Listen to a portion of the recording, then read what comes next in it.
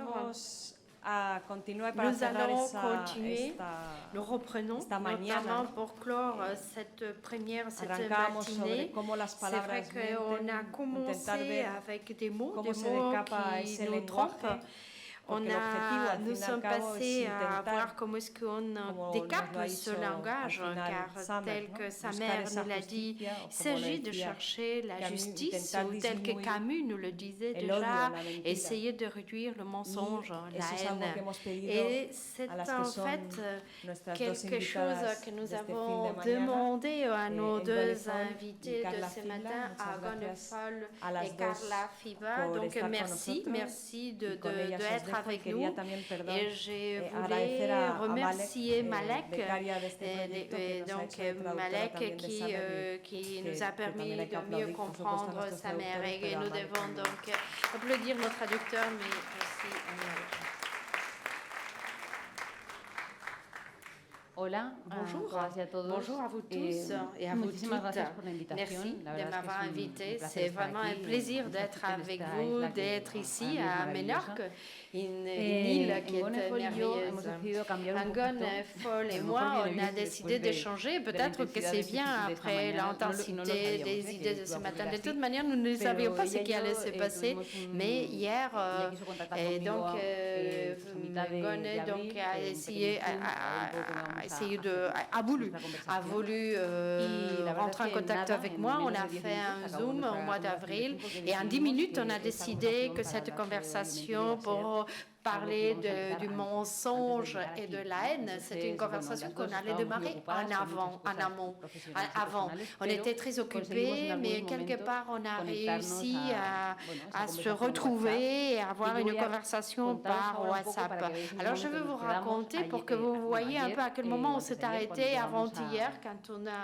quand on est arrivé ici sur l'île. Y bueno, entonces os voy a abrir Et je vais absolutamente nuestra conversación je vais de partager WhatsApp, avec vous tous para notre que- para que conversation sepáis un poco sur por dónde WhatsApp pour que fuimos vous tirando nosotras. La compreniez conversación quels empecé étaient yo, les fils. J'ai empecé démarré la comentándole, pues, conversation, j'ai commencé pues, par con lui el odio dire un poco hablando sobre el que, en odio y la parlant mentira, si de había la una unión, haine ¿no? et entre esos dos du conceptos. mensonge, si c'était deux Directamente concepts porque qui yo soy étaient periodista y liés, hablé je suis de los journaliste, medios, j'ai de las parlé falsas des noticias, médias, de fake news, que j'ai esta mañana parlé ya han des salido, fake news que de forma et natural qui parece que de deben de ser manière como comprobados, naturelle el doivent fact-checking être que habla Miquel también vérifiées, esta mañana, ¿no? ce Suponiendo checking que l'on doit que no faire de tienen por ces qué ser nouvelles. ciertas las noticias que C'est nos vrai que llegan. les nouvelles qui Nos nous hemos parviennent acostumbrado que la ne mentira doivent pas forma être parte un poco vraies. del relato, Et on a ¿no? quelque Y part también hay un assumé que peligro de le que mensonge algo fait falso, una partie mentira, pues, du sea récit. publicada, Et pero on se a un publica. peu Luego, craint en relación al que odio, quelque le chose, decía yo a Angone, une si mauvaise pensaba que era algo nouvelle que ou se une nouvelle cultiva, ¿no? fausse Que peut genera être publiée. resultados Ensuite, con un la objetivo haine proyectado que puede dans llegar l'idée d'un a destruir al objectif. que expresa eso. Et La respuesta de alors, la Angone, réponse en d'Engone ese momento a esto que os acabo de à contar, ce que je fue viens el de vous peligro raconter es a la été les sospecha, no dangers tener et la confianza. suspicion La gente de ne pas desconfía avoir de lo que de leen, confiance. ven o Les gens escuchan. sont méfiants Todo de es ce qu'ils lisent. una potencial mentira Alors, y tout las, est un conspiraciones mensonge aumentan. potentiel Y et ella, les como conspirations veréis augmentent. en este resumen Et que lors os de hago, ces résumés que je vous empezó a lanzar fais, ya elle a algunas commencé preguntas. déjà à Me poser decía, de ¿crees que certaines la vida questions. en Elle me disait, comunidad est-ce que tu crois que tiene la un vie en impacto en el communauté nivel o en el a grado un de odio? impact sur le Quizás el niveau odio está de unido a la la necesidad haine de ou dominación. la haine est liée au Ella besoin luego de seguía dominer? argumentando, Elle continue à si a largo argumenter. Elle plazo disait, el si à odio long destruye a terme la la persona haine que la détruit la cultiva, personne qui va puede también cultiver convertirse cette en una haine, obsesión. peut devenir une El odio obsession. engendra La la haine mentira. crée du Inventamos mensonge. los hechos On para justificar el réinvente odio. les faits pour Preguntaba justifier la también, haine. Elle ¿cómo demandait reducir o comment neutralizar el odio y la réduire ou mentira? neutraliser Es la necesario haine et tener le o contar con mensonge. sociedades Est-ce qu'il faut maduras, que con nous perspectiva ayons y des discernimiento? sociétés Y ella matures empezaba a apuntar avec alguna solución, des decía, la perspectives et educación, elle el disait conocimiento, l'éducation. la sabiduría son las armas para lograrlo.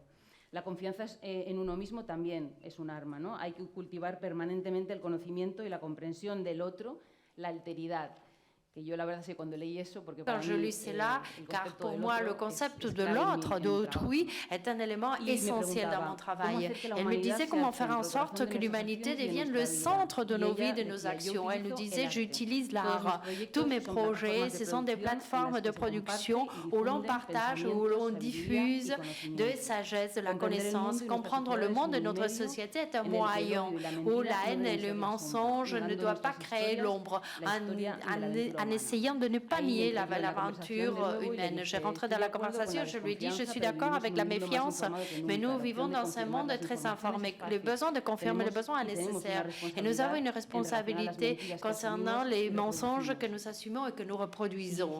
Alors elle nous dit, oui, la haine se développe dans le contact avec les personnes dans une société. On peut construire ou détruire presque tout, des options qui sont au même niveau. Et je lui demandais pourquoi tu crois qu'il y a une relation entre la domination et la haine. La haine est un produit de l'ignorance, méconnaissance. Et je suis tout à fait d'accord avec le fait que l'éducation et la connaissance de l'autre est essentielle pour réduire les mensonges et connaître l'autre. Mais si nous sommes conscients, pourquoi nous cultivons la haine? Qui a le pouvoir de transformer la société ou la communauté pour combattre la haine? Est-ce qu'on peut avoir une société sans haine? Alors, j'ai beaucoup de questions et je crois que ça fait partie de notre ADN. Nous sommes des êtres humains, mais les valeurs humaines ne sont pas suffisamment importantes. Le besoin de l'empathie n'est pas suffisamment reconnu. Alors je crois que nous sommes dans une crise de compréhension par rapport à l'autre, je le disais, et par rapport à ce qu'elle a raconté par rapport à l'art, qui est un moyen très puissant. Je lui disais que dans ma profession, pendant les 30 ans que j'ai toujours fait un effort pour que les personnes sur lesquelles j'ai informé deviennent soit au centre en respectant la manière qu'ils avaient de raconter les faits, car je crois que c'est la manière de finir avec les mensonges. J'ai m'arrêté à lui demander quels ont été des défis quand il a souhaité partager des idées, la sagesse. Est-ce que les mensonges peuvent être utilisés de manière positive? Elle me disait que les gens ne font pas l'effort de vérifier, qu'ils croient ce qu'ils voient ou ce qu'ils lisent. Et ce qu'ils voient, les influenceurs sont plus écoutés que les journalistes. C'est très facile, les masses sont très faciles à manipuler. Une relation entre la haine et la manipulation, ça crée de la destruction. Quand on détruit un pays, une œuvre, nous décidons de la chance de cette personne, de ce pays, de cette œuvre. On a le pouvoir de détruire et c'est la domination. Alors, elle continue à me dire que la haine ne vient pas uniquement de l'ignorance, c'est aussi la jalousie, et qu'en cultivant la haine, on se autodétruit même en n'étant pas conscient de cela. Elle me disait qu'elle ne croit pas à une société sans haine, c'est une utopie. Et que cela l'a menée aussi à penser aux 7 péchés capitaux. Elle a commencé à parler des religions. Les religions n'ont pas réussi, sont utilisées parfois, mais elles n'ont pas réussi à finir avec la haine. Sont utilisées pour justifier la haine et les mensonges. Et que nous sommes dans une crise existentielle à échelle planétaire. Par rapport au pouvoir de l'art, elle approfondissait, elle me disait c'est une plateforme que j'utilise comme labo où on teste, où on propose un autre regard sur nos sociétés, une manière de vivre ensemble sans nier l'histoire et sans mensonge. Le danger est la pensée unique.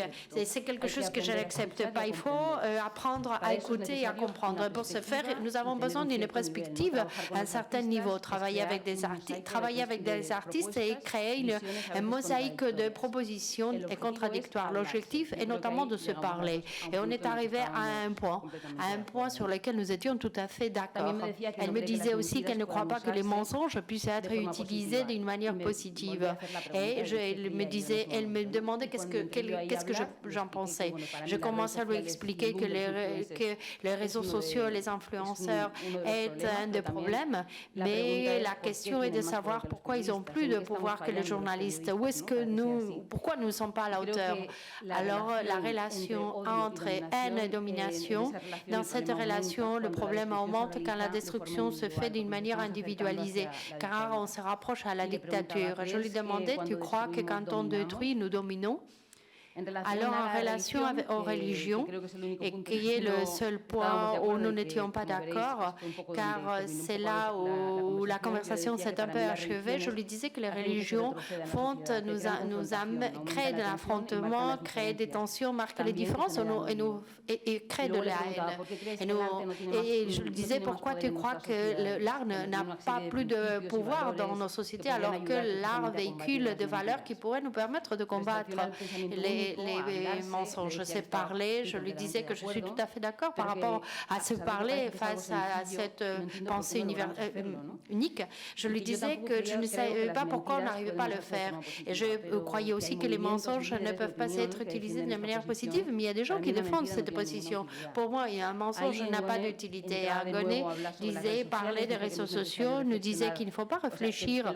C'est que les réseaux sociaux font, en fait, ne nous oblige pas à réfléchir car tout est trop court. Elle nous disait qu'elle ne savait pas pourquoi les influenceurs ont plus de pouvoir que les journalistes, mais qu'elle ne croyait pas que ce soit une faute aux journalistes. Par rapport à la religion, c'est là où notre conversation s'est un peu arrêtée. Elle me disait, je ne suis pas d'accord. C'est un moment où on s'est dit, oui, on va commencer à débattre réellement. Elle disait que le régime autoritaire utilise la religion pour justifier la répression et les restrictions des libertés.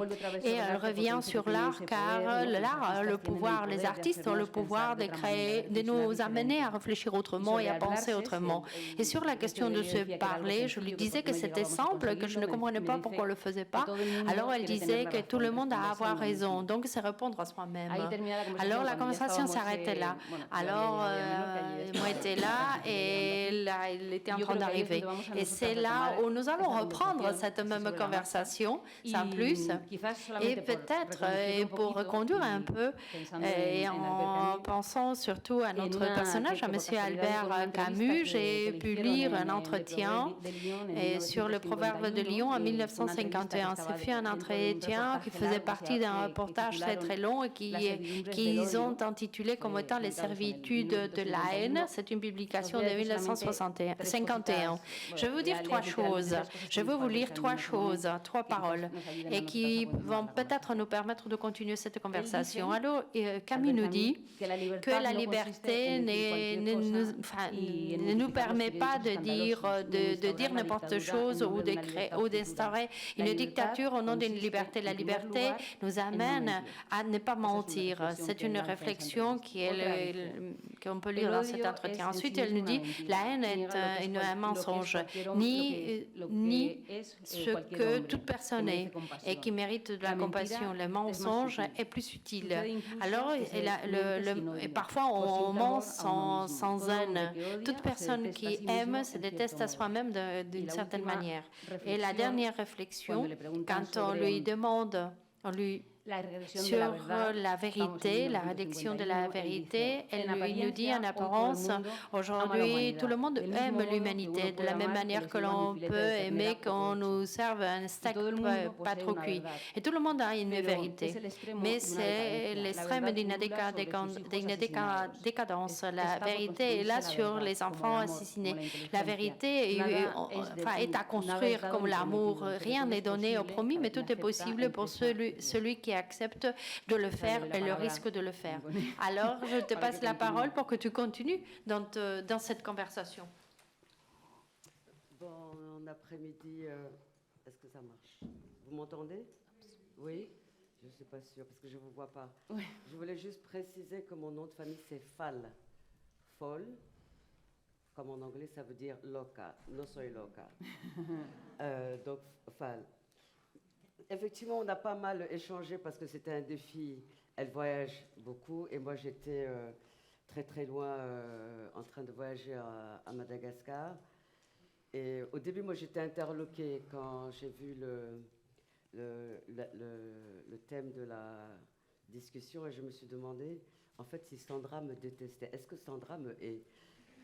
Je ne suis pas philosophe. Pourquoi est-ce que je dois parler de ça avec quelqu'un que je n'ai pas jamais rencontré et qui peut-être me déteste aussi? Et en fait, c'est pas du tout le cas. Mais on a trouvé que c'était intéressant d'échanger par rapport à nos points de vue professionnels, mais aussi personnels. On vient de territoires différents, mais elle a vécu sur le continent africain. J'ai vécu en Europe. Elle est journaliste et moi je travaille dans l'art contemporain. Et moi ce qui m'intéressait c'était de savoir comment elle, en tant que journaliste qui est supposée relater les faits et une vérité, ou plusieurs vérités, comment est-ce qu'elle s'y prenait et en quoi est-ce que dans mon travail, l'art contemporain, les expositions et les projets que je fais sont des plateformes de production et de diffusion de savoir et de connaissances, et où je m'appuie, parfois je pourrais même dire je m'agrippe, sur l'histoire et sur l'éducation. Et je pense qu'on manipule des gens qui n'ont pas eu accès au savoir, qui n'ont pas voulu avoir accès au savoir. La paresse parfois peut aider. Des régimes qui manipulent les masses et qui refont la réalité. Dans la première table ronde qu'on a jointe, parlait justement de la guerre d'Algérie. Jusqu'à il y a 3 ans, en France, on parlait des événements. Ce n'était pas une guerre. Et les enfants n'avaient pas appris ça à l'école. Et ce sont beaucoup des artistes, et français et algériens, qui sont passés par des métaphores pour parler de cette guerre et de ces déplacements de population. Et c'est ce qui m'intéresse aussi dans les artistes que j'ai pu rencontrer, que je fréquente, de voir comment est-ce qu'ils se servent justement d'une sorte de restauration de la vérité en exhumant des histoires, et finalement que ce travail que nous on fait dans l'art contemporain, sans prétention, il n'est pas très loin du travail que tu fais, même si on passe par des biais différents. Toi, tu vas avoir une rigueur presque scientifique de dire je suis un témoin, j'observe, je dois relater les faits et ne pas impliquer trop d'émotions personnelles parce que ça peut biaiser le regard. Alors que le créateur va être dans une démarche inverse et justement essayer d'amener différents publics à réfléchir ou à repenser un état de fait à travers une œuvre qui peut être poétique ou spirituelle. Mais j'aimerais qu'on revienne sur la religion, parce que pendant nos échanges entre 2 aéroports et 15 déplacements, au bout d'un moment, elle m'a dit « Oh là là, mais c'est terrible, on est d'accord sur tout, on va s'ennuyer, le public va s'ennuyer. » Et elle a balancé quelque chose sur la religion, et je n'étais pas d'accord. Donc j'aimerais qu'on creuse cette question de la religion, si tu veux bien revenir sur ce que tu avais dit à ce moment-là. Bueno, cuando ella sacó el tema de la religión, Donc, quand elle nous a parlé de religion, et c'est vrai qu'il y a une partie très personnelle dans ce qui est la relation que tu peux avoir avec la religion, les religions, étant enfant, étant adulte. Alors, moi, j'ai eu la chance j'étais migrant avec beaucoup d'avantages et pas le type d'immigration de ce qu'on a vu ce matin. Alors, j'ai partagé une grande partie où j'ai passé une grande partie de ma vie dans des espaces qui n'avaient pas, où il n'y avait pas la culture que j'avais vécue étant en France, et des espaces où il y avait une autre religion. Et c'est vrai que quand j'étais jeune, ou peut-être chez moi, en fait, ils ont décidé que la religion n'allait pas être présente dans notre vie. Donc, je fais un effort pour comprendre ces sociétés où la religion de l'islam, comment cette religion de l'islam marquait une forme de vie. Un espace sur lequel j'ai vécu d'une manière très naturelle, sans savoir à croire ou avoir les mêmes croyances que les gens qui m'entouraient. Mais à travers mon travail, mon sentiment est peut-être une vision un peu trop contemporaine de religion. Mais pour moi, ce que je vois est que ces interprétations de la religion, pas comment on lit les textes, alors amène à un affrontement. C'est l'usage dont tu parlais. Comment est-ce que la religion est utilisée? Alors, c'est là où les religions vont provoquer la tension, font partie de l'affrontement que nous vivons tous les jours. Parce que c'est difficile, en même temps je te regarde et j'écoute la traduction, mais tu parles que tu as peut-être une expérience ou un positionnement contemporain de la religion. Ça voudrait dire que d'autres personnes qui sont tes contemporains, comme moi, on a une vision archaïque de la religion. Je fais exprès de te provoquer, sinon on va s'ennuyer. Sí, c'est ça. Et donc, Elle est comme ça. parce que pour moi, les mots ont beaucoup d'importance. C'est pour ça que c'est compliqué de... Pour moi aussi, Je comprends un peu l'espagnol, mais pas suffisamment pour le parler. Et donc là, je vais mettre ma casquette de sénégalaise. Est-ce que c'est pas une vision eurocentrée de la religion qui fait que ce que je constate, la religion aujourd'hui dans certains territoires est utilisée pour justifier des crimes sur certains territoires, est utilisée pour tuer toute voix discordante sur certains territoires. Je viens d'un territoire où ce n'est pas le cas. Et je viens d'un pays où on ne s'est jamais fâché avec les religions, parce qu'on en a plusieurs. Donc l'idée de la pensée unique, qui a une seule version, ou d'une vision contemporaine de la religion, mais on est tous des contemporains de notre époque. Et donc, d'où ma question, est-ce que ce que tu appelles une vision contemporaine, ce n'est pas plutôt une vision d'occidentale ou d'européenne? Je ne le vois pas comme ça, mais je vais t'expliquer pourquoi. Alors, quand je te parle d'une vision contemporaine, moi, je ne parle pas de comment est-ce que l'on vit sur un territoire ou sur un autre. Je dis que le monde actuel, je ne parle pas de religion, je parle de la religion aujourd'hui, de nos jours. Alors, est-ce que tu crois que ma vision est trop eurocentriste, dû au fait que je suis européenne? Car ce que j'ai essayé de t'expliquer tout à l'heure est que alors j'ai su rester en contact avec les religions ailleurs l'Europe, dans d'autres espaces. Et c'est en vivant dans ces espaces que j'ai compris le rôle de la religion chez les gens. Mais j'ai vu mon expérience et que la religion en fait amène à l'affrontement. Et si on s'affrontait alors? Et si on s'affrontait alors? Tu dis que la religion amène à l'affrontement. Ça a amené beaucoup à des affrontements, ça a créé beaucoup de guerres. Dans le passé, j'espère qu'on va tous se calmer et que ce ne sera plus le cas. Mais justement, si tu penses que ça amène à l'affrontement, toi en tant que journaliste qui doit relater des faits, qui a un témoin, qui cherche la vérité, comment tu fais pour ne pas tomber dans le piège? J'essaye de raconter les faits, c'est-à-dire je raconte ce qui se passe. Si je vois qu'il y a des extrémismes dans un conflit donné ou dans une société, je le raconte. Si ces extrémismes sont en train d'utiliser la religion, alors je le raconte. Si quelqu'un souhaite intervenir, vous intervenez, parce que je vois que vous parlez, donc je pense que vous avez des choses à dire. Alors on vous donne la parole. Cette conversation est une conversation ouverte. Oui, c'est ouvert. On a fait exprès d'être plus dans de l'informel que dans du formel. Mais souvent aussi, parce que les mots blessent, les mots ont un poids très important.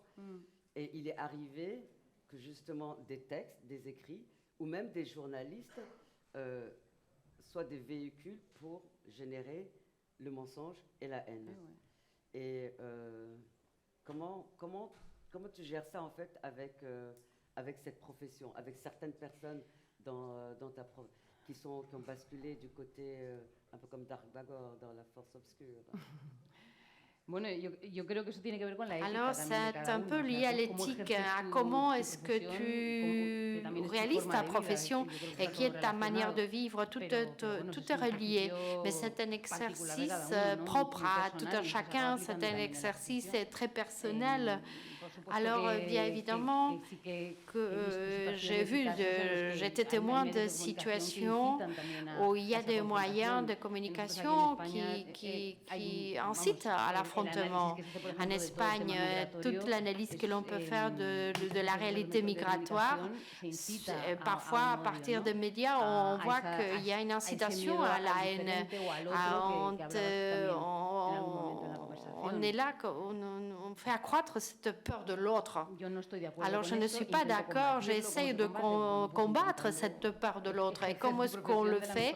Mais en étant un bon journaliste, en donnant la parole à d'autres voix, et pourquoi ces voix si radicales ont un espace. Et surtout, pour moi, il est très difficile, et je crois que Camus en parlait, il est très difficile d'être objectif et faire en sorte que les situations ne te touchent pas ou que certaines idées ne te touchent pas. Mais je crois que le journaliste doit toujours essayer de garder de la distance. Parfois, on ne parvient pas, mais quelque part garder distance avec la réalité. Et dans la nouvelle étape de ta vie en ce moment, de ce que tu vas faire dans les mois, dans les très nombreux mois à venir, où il y a beaucoup de mensonges et de haine aussi à déconstruire, est-ce que tu as réfléchi à des outils ou à des chemins que tu allais prendre pour combattre ces phénomènes? Alors, je vais avoir une relation beaucoup plus directe avec une société civile entre l'Irak et la Syrie. C'est deux pays où l'on vit encore une situation très compliquée. Et j'ai voulu m'éloigner un peu du journalisme, car je crois que cet éloignement est nécessaire. En plus, j'ai eu le sentiment qu'il fallait que je rentre plus en contact avec la société civile de ces deux pays. C'est-à-dire, on parle de conflits anciens dans les deux cas, et voir un peu l'évolution de ces deux conflits, et voir comment, avec mon expérience, comment devenir utile pour aider à canaliser. C'est un peu ce que je veux faire, canaliser des outils. Des outils qui vont peut-être permettre à que quelque chose finisse par se construire. Alors, je ne pense pas que ce soit le moment de construire, mais à un moment donné, cela va arriver. Et là, maintenant, je te pose la question. Moi, j'aimerais bien savoir, vous parlez de la partie de l'art, de cette plateforme, n'est-ce pas, de laboratoire. J'étais très intéressé du concept de laboratoire que vous citiez. Et je crois ici que nous avons l'occasion, à travers des artistes, n'est-ce pas, de voir comment cela les touche, l'actualité. Combien croyez-vous qu'un artiste doit se protéger face à cette actualité, ou doit-il laisser passer sans plus? C'est-à-dire comment la partie créative est affectée par la réalité? Ça, c'est difficile parce qu'elle me demande une question, mais qui en même temps s'adresse à des artistes en sachant qu'il y en a beaucoup dans la salle. Je parlais de mon point de vue. Je pense que c'est impossible de se protéger de la laideur du monde, sauf à se déconnecter de tout et d'aller vivre dans une grotte, quelque part dans une montagne. Il ne s'agit pas en fait de se protéger, et je pense qu'on a à la fois une responsabilité individuelle et collective par rapport à ce qui se passe sous nos yeux, chez le voisin ou à l'autre bout du monde. Et ensuite, chacun décide de prendre position ou pas. Et c'est un choix individuel. Mais je ne pense pas qu'un artiste a à se protéger. Au contraire, moi, j'ai toujours été attirée vers des artistes ou des créateurs qui avaient un engagement en faveur de la justice sociale. Bon, après ça, c'est aussi personnel dans mon approche. Mais je cherche justement des artistes qui transmettent des faits, des histoires, des informations, mais en passant par des métaphores. Ça peut être à travers des textes de fiction. Je me suis moi-même amusée à écrire deux textes de fiction pour dénoncer des stupidités politiques dans mon pays au début des années 2000. Et donc, pour moi, c'était un laboratoire de savoir, je ne suis pas littéraire, je ne suis pas écrivain, mais comment est-ce que je gère la frustration d'une situation en passant par la fiction. Donc, j'ai fait une version Austin Power en Afrique pour dénoncer une situation. Et des artistes vont passer par des métaphores. Et c'est ce qui m'intéresse. Et c'est pour ça, en fait, que j'aime travailler avec des artistes. C'est comment est-ce qu'on peut alerter les sociétés, nos contemporains, en passant justement par des biais poétiques, par de la beauté, par de l'émotion, mais avec toujours l'idée qu'au fond, on quitte un spectacle, on quitte une salle d'exposition, on ferme un livre, et c'est là où on commence à réfléchir sur soi-même et sur la société. Donc après, maintenant, il y a différentes formes d'artistes, mais c'est vrai que personnellement, j'ai toujours été attirée par les artistes qui avaient un engagement fort et assumé. Et maintenant, avec toute la situation que vous vivez au Sénégal, les artistes sont-ils en train de prendre un chemin ou une approche différente? Sont-ils en train de pouvoir exprimer ce qu'ils souhaitent dire autrement que ce que disent les médias dans votre pays? Alors, ça va sembler assez paradoxal, mais si je prends les arts visuels au Sénégal, ce ne sont pas les artistes visuels qui ont été, à travers une production artistique, les premiers à dénoncer un état de fait. Alors peut-être qu'ils et elles ont besoin de recul et que ça va prendre du temps, mais les personnes qu'on a vues, on va dire, monter au créneau pour défendre la démocratie, c'était surtout des chanteurs. Ça passe beaucoup par le slam, le rap, par la parole. Mais pas par l'art contemporain, pas par la danse non plus, pas par le théâtre. Il faut savoir aussi que ces 3 dernières années, on est monté en puissance dans la violence et que de poster sur Facebook, c'est le cas de l'actuel président qui est sorti de prison 10 jours avant d'être nommé président. Il a été arrêté pour avoir mis sur sa page Facebook parodie de justice. Et pour avoir écrit parodie de justice, il a été arrêté et les chefs d'accusation, c'était appel à l'insurrection, atteinte à la sécurité de l'État, terrorisme, pour avoir écrit parodie de justice par rapport à une décision judiciaire. Et je crois que c'est là où justement on a commencé, et donc ça c'était il y a 1 an. Et il y a beaucoup d'activistes qui ont quitté le pays et qui étaient pour beaucoup en exil, réfugiés politiques au Mali. Le Mali que l'Occident considérait comme le méchant à cause du coup d'État. Donc ça prouve que les relations de bon voisinage, et quand par rapport à l'histoire, au Moyen-Âge, on faisait partie du même empire et qu'on est un même peuple, on est capable de transcender ces frontières totalement artificielles et absurdes. Mais on a atteint ce degré de suspicion où les gens commençaient à comprendre que leur vie pouvait être en danger pour un mot, qu'un jeune de 12 ans qui était en train de manifester dans la rue avec le drapeau sénégalais comme si c'était Batman, qui est mort tiré par une balle réelle, tout d'un coup on réalise que manifester, qui était un droit qui remonte au 19e siècle au Sénégal, eh bien on peut mourir comme si on était en Birmanie, et on peut être tué pour porter le drapeau sénégalais, parce que le drapeau sénégalais est devenu un symbole de subversion pour un pouvoir qu'on avait élu. Donc je laisse du temps aux artistes contemporains. Je ne vais pas leur en laisser beaucoup, parce que j'aimerais bien avoir leur point de vue, et que je vois que ce sont justement des artistes vietnamiens avec qui j'ai travaillé dans le passé, qui sont en train, à distance, de produire des œuvres en relation avec une situation qui est très très éloignée géographiquement. Donc peut-être que les artistes contemporains sénégalais se sont un peu embourgeoisés et qu'ils ont besoin d'un grand coup de pied dans le dos. On verra.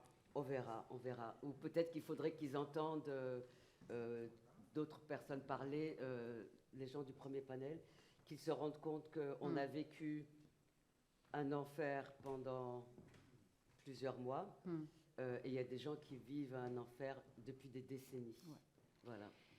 Y volviendo un poco al tema del odio, Et pour revenir sur la question de la haine, me gustaría saber un poco tu opinión je voudrais savoir votre opinion sur enfin, cette réaction anti-française que l'on a observée au Sahel et dans différents pays. On a vu les coups d'État et cela a été utilisé plus ou moins, n'est-ce pas, au Niger et dans d'autres, au Mali aussi, à Burkina et aussi au Tchad, commencent aussi ces contestations anti-françaises.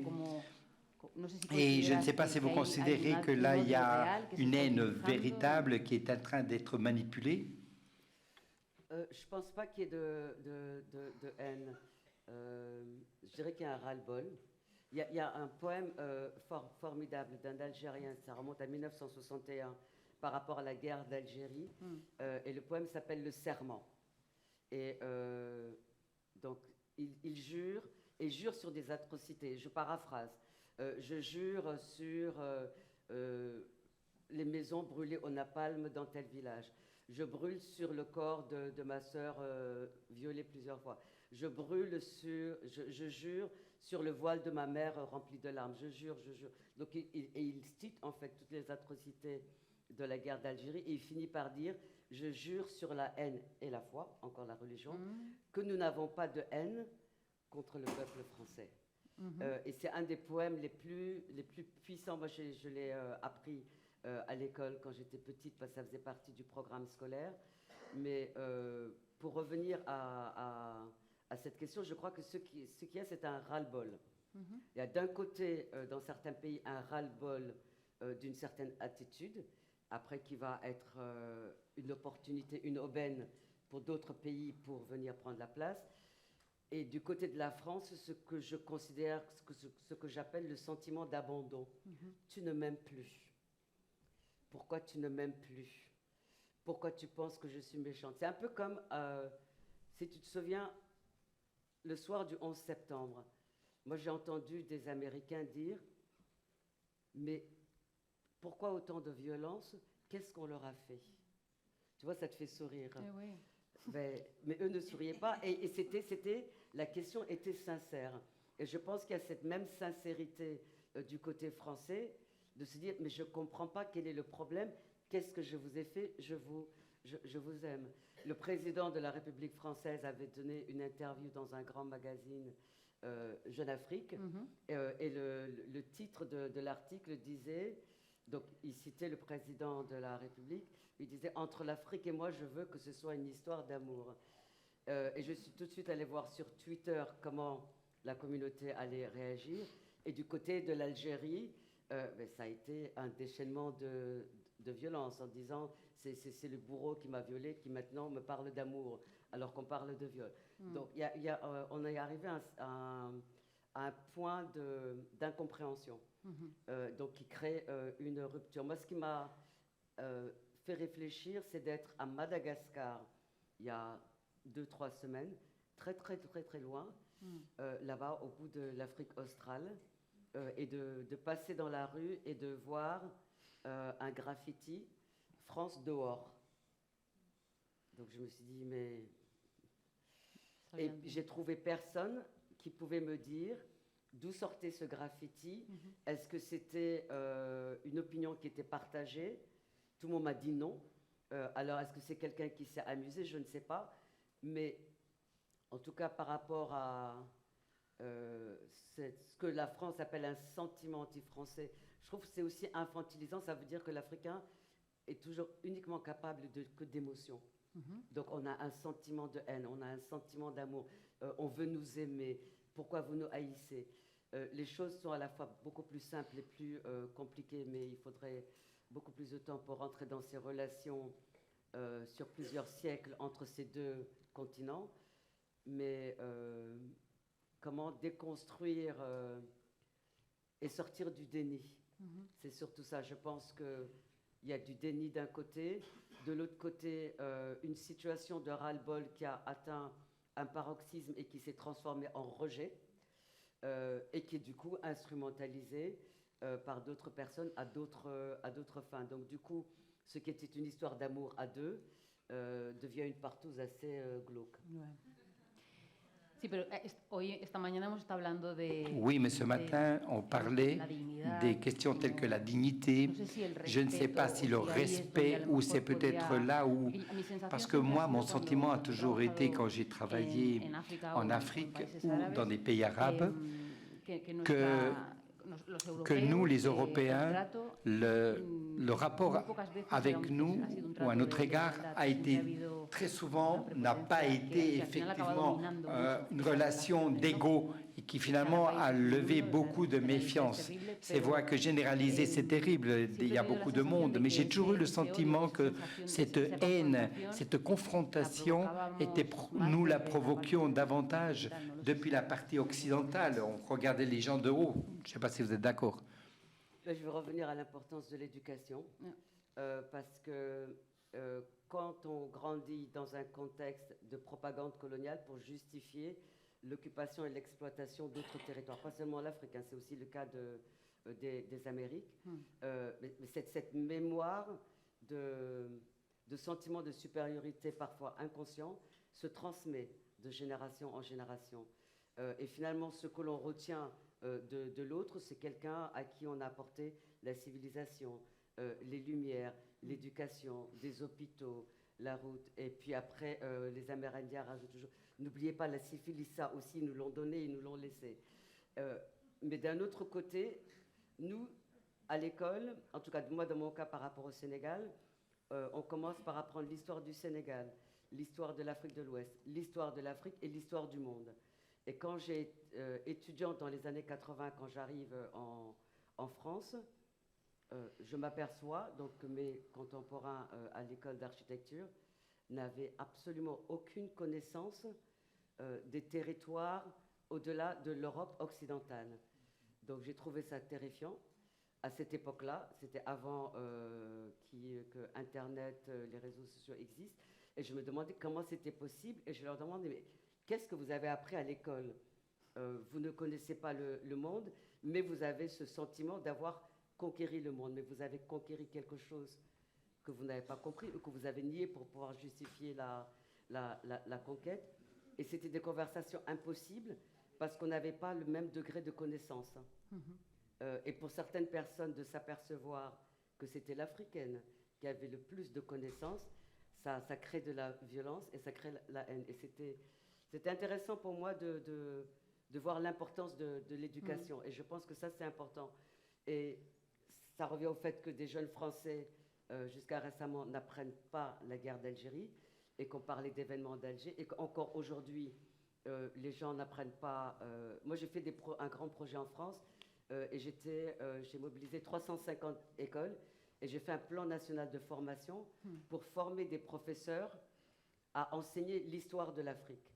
Parce que quand je suis arrivée, je me suis amusée à regarder, mais juste par curiosité, qu'est-ce qu'on leur apprend sur l'Afrique pour que certaines personnes aient des comportements tellement déplacés que j'avais envie de prendre mon talon aiguille et puis de taper sur la tête. Et il y avait par exemple littérature africaine, les enfants soldats. Initiation à l'art contemporain africain, les artistes africaneurs. Mais pour parler d'un continent, je me dis, oh, moi je ne suis pas sud-africaine, si j'envoie ça à mes collègues sud-africains, il va y avoir du sang sur les murs. Et c'est là où je leur ai dit, c'est pas possible, vous ne pouvez pas parler de nous dans ces termes. Donc maintenant, on va vous dire comment parler de nous. Et donc j'ai fait ces plans de formation et tout le monde me disait, ça n'intéresse personne, les professeurs vont pas... Et j'ai dit, il faut combien de personnes pour qu'on puisse faire un plan de formation ? 30. On a eu 600 volontaires. Et à la fin de la première formation, les gens continuaient à envoyer des emails en disant c'est quand la prochaine, c'est quand la prochaine.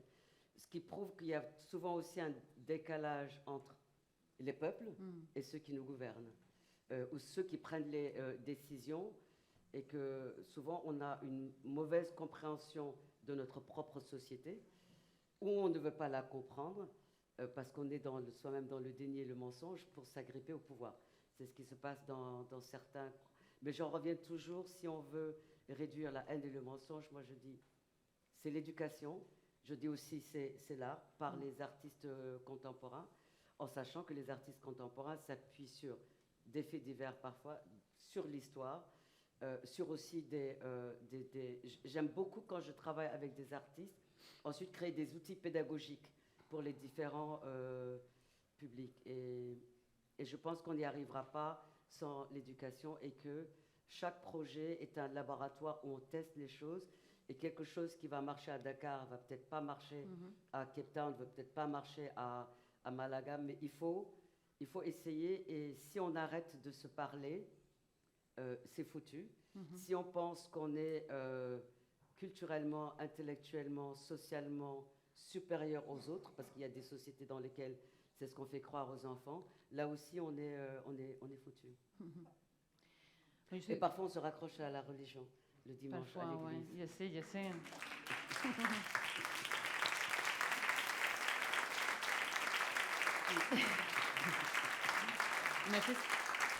Me donne la parole, non? Si on a un peu plus de temps, et j'aimerais bien inviter le public à prendre la parole. Attendez, il doit y avoir des micros quelque part. Une seconde, on vous donne un micro. Oui, merci. Bueno, pero para que lo escuche todo el mundo.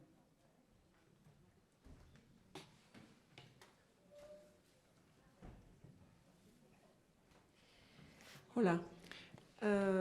Bueno, yo voy a ser Bien, moi je vais être un peu pessimiste. Ce matin, on a parlé de dignité et d'autres valeurs, mais à aucun moment j'ai écouté le mot éthique. Personne n'a parlé de éthique. Et dans les réseaux, l'éthique n'existe pas. Si cela n'est pas présent dans les réseaux, il semblerait qu'il n'existe pas cette éthique. Et s'il n'y a pas d'éthique, il n'y a pas de limite ni au mensonge ni à la haine. Tu veux réagir à ça?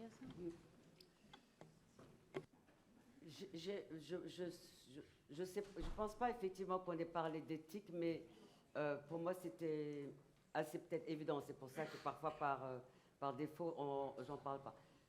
Juste une question, vous avez tous, j'imagine, entendu plus ou moins parler de la question des restitutions des œuvres d'art, que ce soit sur l'Afrique, sur l'Asie, sur les Amériques. Et j'étais à une table ronde au Metropolitan Museum, qui est un des plus grands musées aux États-Unis, et ils étaient en train d'expliquer qu'en fait, dans leur collection d'œuvres égyptiennes, ce sont des œuvres qui ont été acquises par les États-Unis suite à un contrat avec la Grande-Bretagne qui, à l'époque, avait colonisé l'Égypte. Et cette convention s'appelait le partage. Donc, les Américains arrivent avec des moyens financiers pour faire des fouilles archéologiques. Ils signent un contrat officiel avec l'Angleterre et en échange, une partie de ce qu'ils trouvent dans les fouilles leur appartient. Donc, ils appellent ça le partage. Donc, du coup, le Metropolitan et d'autres musées américains disent « Mais nous, on avait un contrat, on est dans la légalité et on a investi de l'argent. » Et moi, je leur disais « D'accord, mais est-ce que c'est éthique, est-ce que c'est moral ?» La question, ce n'est pas de savoir si c'est légal, parce que c'est légal, vous avez un contrat avec un pays qui occupe un autre territoire qui n'est pas le sien, donc vous n'avez pas signé de convention avec l'Égypte, mais avec la Grande-Bretagne, c'est légal pour vous, mais est-ce que c'est éthique, est-ce que c'est moral? Est-ce que le mensonge est éthique? Non. Mais je pense que la responsabilité éthique incombe aux journalistes. Justement, c'est pour ça que j'en reviens à la question de la pensée unique.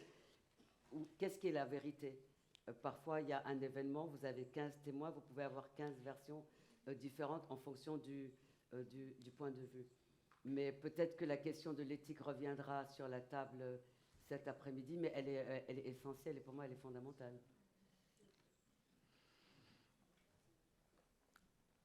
Sí, muchas gracias. Oui, merci beaucoup. Je ne pensais pas prendre la parole, mais le débat sur la religion m'oblige à nuancer ou contribuer d'une certaine manière à ce débat très intéressant et nécessaire. Et ce débat entre l'eurocentrisme et le monde que nous vivons. Et à certaines références philosophiques aussi, puisqu'on vient de nous indiquer qu'on est tous des philosophes, n'est-ce pas? Et logiquement, un philosophe occidental, gran filósofo Nietzsche, Nietzsche par exemple, n'est-ce pas, de una manera rotunda, d'une manière directe, dijo, Dios ha muerto. il a bien dit Dieu est mort, Siglo pasado.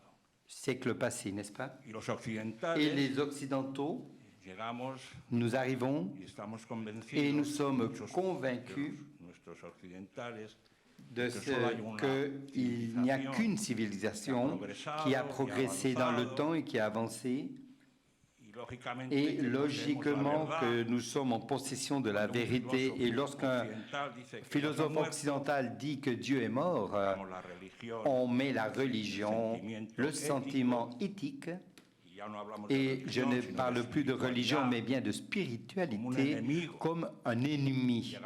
Et nous parvenons à des conclusions de bonnes intentions, telles que Carla, qui a vécu ce monde africain, musulman, où on vous a bien accueilli, n'est-ce pas? Et comme ceci a été dit, vous avez vu que la religion, eh bien, ne causait pas de perturbations parmi plusieurs communautés. Cependant, votre conclusion, c'est que les religions nous amènent à la confrontation et à la provocation et au conflit. Et cela, ce n'est pas vrai. Ce qui nous amène à la confrontation et l'utilisation de la religion, c'est certains puissants, oui, mais certains politiques, certains gouvernants qui utilisent la religion pour justifier leur jeu de pouvoir, mais pas les religions comme telles. Et je termine en signalant que dans ce monde où nous allons devoir faire face à l'intelligence artificielle, la spiritualité, appelez cela athéisme, christianisme, religion ou éthique, c'est ce qui va nous distinguer de ce monde parfait des robots et des machines. Le Saint-Père François nous indique qu'en Occident, on utilisait beaucoup le fondamentalisme islamique. Horreur, évidemment, les terroristes, Al-Qaïda, Daesh, tous des musulmans. Il faut éliminer la religion. L'islam nous dépasse. Le seul sujet au sein des élections européennes, vont-ils nous remplacer ou pas, ces religieux? C'est la religion. Non, ce n'est pas la religion. Les hommes politiques sont en train d'essayer de dire que la religion, c'est qu'elle va nous amener à cette situation. Et le Saint-Père dit oui, oui, pas le fondamentalisme islamique, mais pas non plus fondamentalisme laïque.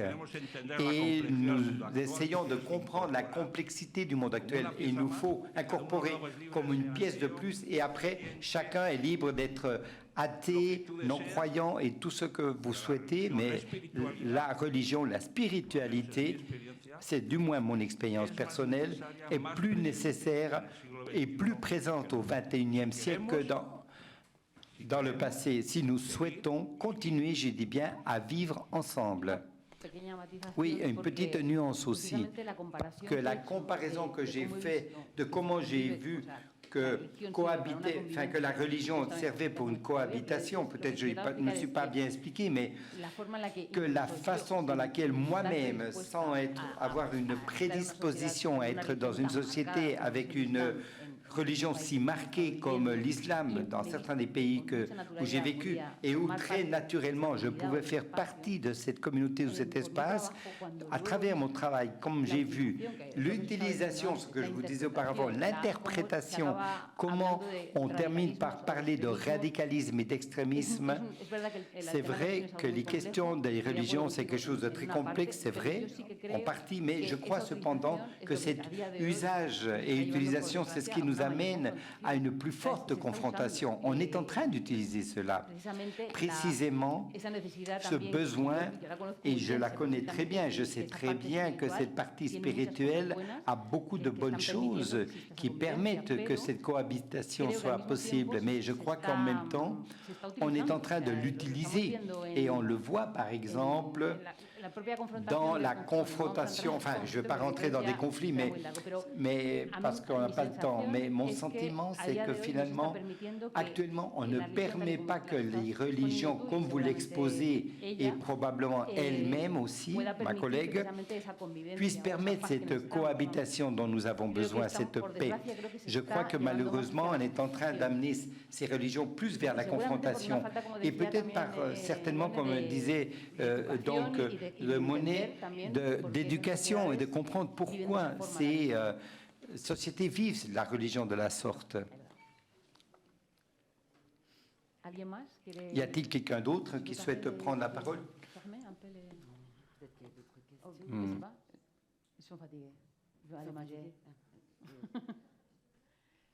C'est à toi de fermer un peu. C'est à toi, oui, parce que tu as ouvert, donc je ferme. Oui. Donc, moi, je suis en tout cas ravie d'être à Minorque, c'est la première fois. Sandra m'a rappelé qu'en fait, on s'était déjà croisés à Dakar, mais je ne m'en souviens pas. Mais Elsie, peut-être qu'elle se souvient de ma grosse voix dans un petit corps. Ça doit être ça. C'était intéressant d'avoir ces échanges de points de vue. Et moi, je vais continuer à faire ce que je fais et j'ai aucun regret d'avoir arrêté l'architecture.